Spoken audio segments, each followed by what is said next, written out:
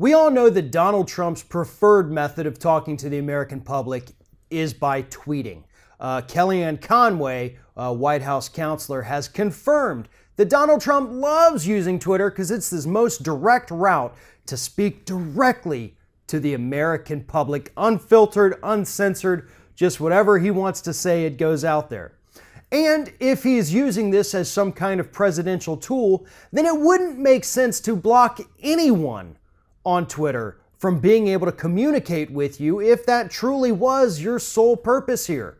But as it turns out, earlier this week, Donald Trump decided to block a woman on Twitter because she was critical of the Republican plan to repeal and replace the Affordable Care Act.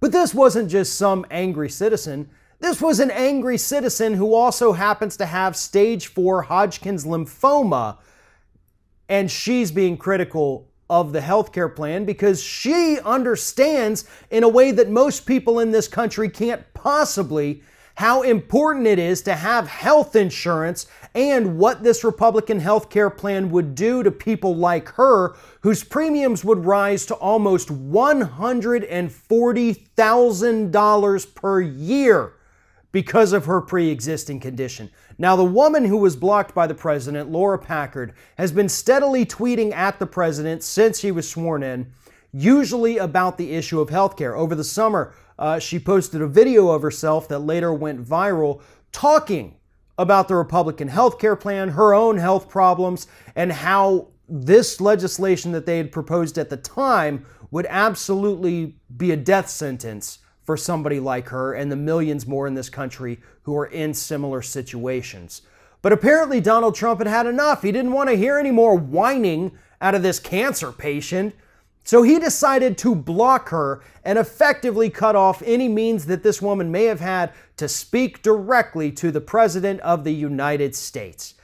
Everything that Miss Packard had said through her tweets was absolutely true. Everything she said in her video was absolutely true. And again, if the current Graham Cassidy bill were passed the way it is right now, from what we know, her premiums would rise to $140,000 a year. That is not a sustainable price for anyone unless you're making over $10 million a year, because even bottom-level millionaires probably wouldn't be able to afford that much spending on healthcare every single year. But that is exactly what the Republicans are trying to do. And as Ms. Packard pointed out back in the summer, this would be a death sentence for people like her. This is not something that average American citizens or even 99% of the country would be able to survive. People would have to give up their insurance if the Republicans allow insurance companies to continue to jack up our rates anytime we get the sniffles. But this Graham Cassidy legislation would allow them to do exactly that.